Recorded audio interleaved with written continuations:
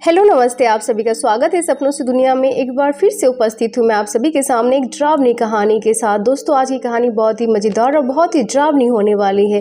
और जो लोग मेरे चैनल पर नए हो, चैनल को सब्सक्राइब कर ले और कहानी के शुरू से लेकर अंत तक अवश्य ही बने रहें, क्योंकि कहानी वाकई में बहुत ही मज़ेदार होने वाली है। चलिए कहानी की शुरुआत करते हैं। नल से पानी की जगह रक्त आने लगा। बहू, तुम्हारा इस घर में हार्दिक स्वागत है। अपने शुभ कदमों से इस घर में प्रवेश करो, वृंदा की सास ने उसका स्वागत करते हुए कहा।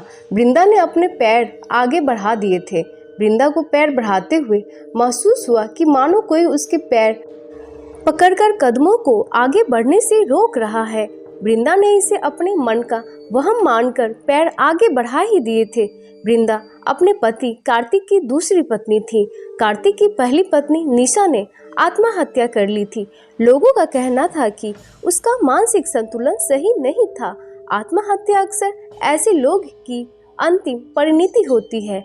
निर्धन माँ बाप की बेटी वृंदा के लिए जब अच्छे कमाते खाते कार्तिक का रिश्ता आया तो वृंदा के माँ बाप ने तुरंत ये रिश्ता स्वीकार कर लिया। बेटी के माँ बाप वैसे ही बड़े चिंतित रहते हैं, और अगर वह गरीबों हो तो बेटी के विवाह का प्रश्न उनके जीवन मरण का प्रश्न बन जाता है।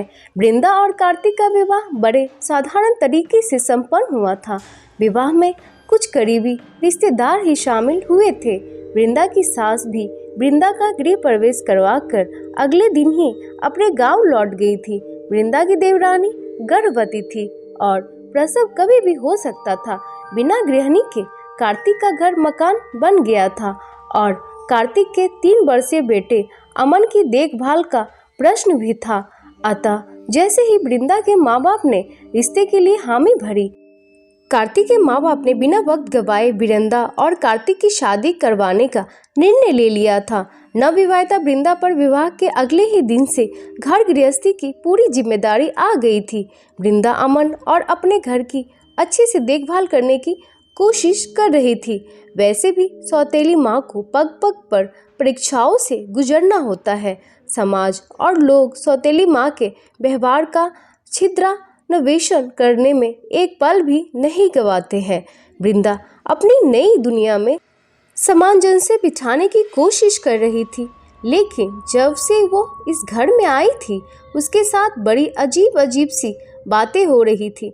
वृंदा अपने कपड़े अलमारी में तह करके रखती, लेकिन कपड़े कभी वृंदा को डाइनिंग टेबल पर रखे हुए मिलते, कभी सोफे पर मिलते, कभी छत पर मिलते। किचन में से कभी सब्जियां गायब हो जाती। एक दिन तो वृंदा जब नहा रही थी, नल से पानी की जगह रक्त आने लगा था। वृंदा चिल्लाते हुए बाहर आ गई थी। बाथरूम के नल में पानी नहीं आ रहा है। बदहवास सी वृंदा कार्तिक को बस इतना ही कह पाई थी, 1 मिनट चेक करके आता हूँ।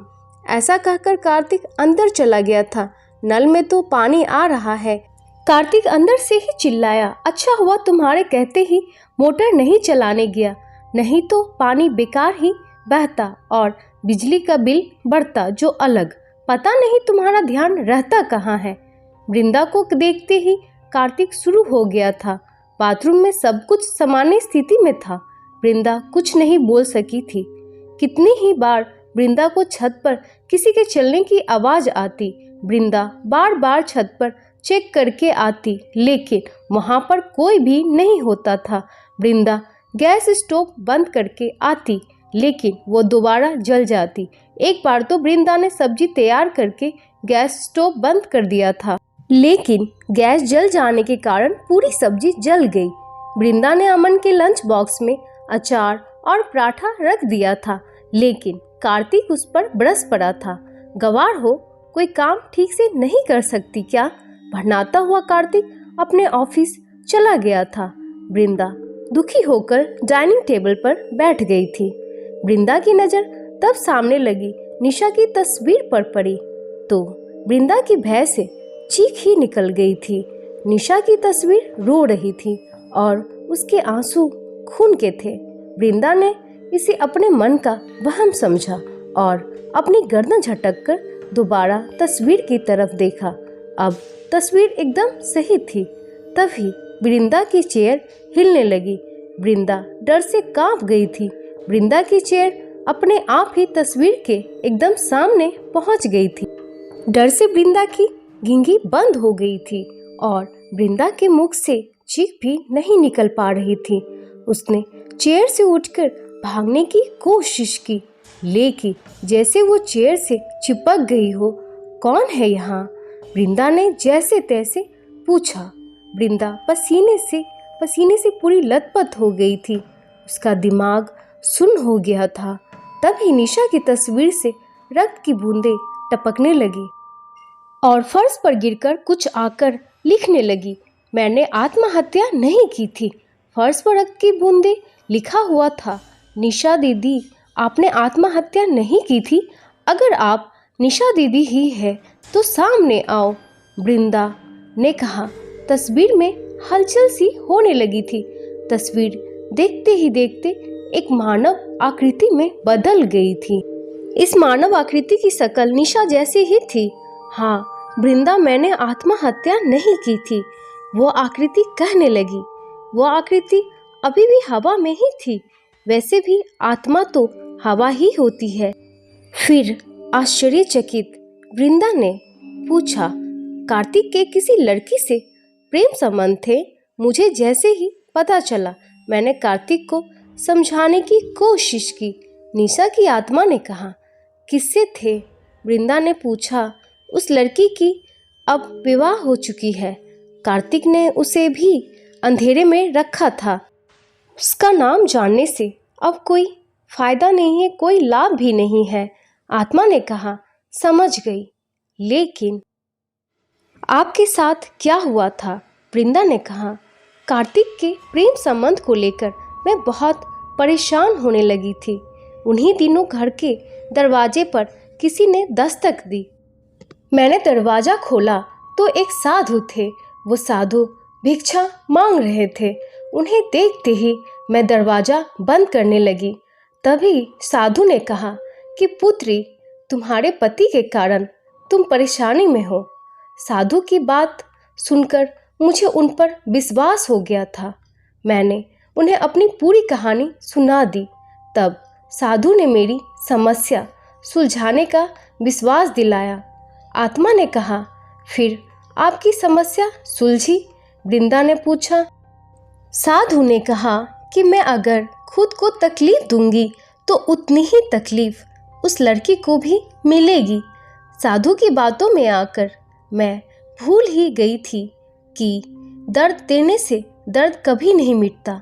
फिर भी मैंने अपने सिर पर पत्थर से चोट की और दूसरे दिन चुपचाप उस लड़की के घर पर जाकर देखा तो उसके सिर पर भी चोट थी।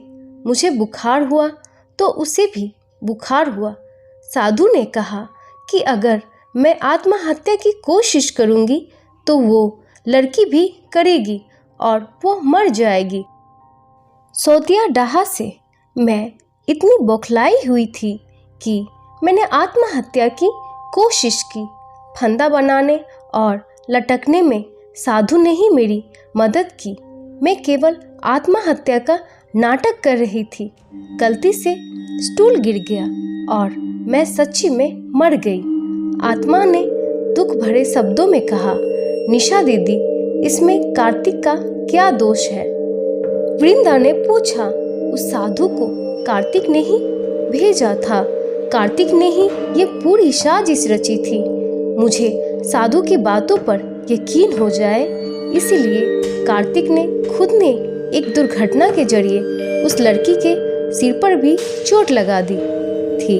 गलती मेरी भी थी, जिसकी मुझे तो इतनी बड़ी सजा मिल गई। लेकिन साजिश करता कार्तिक अभी तक स्वतंत्र घूम रहा है।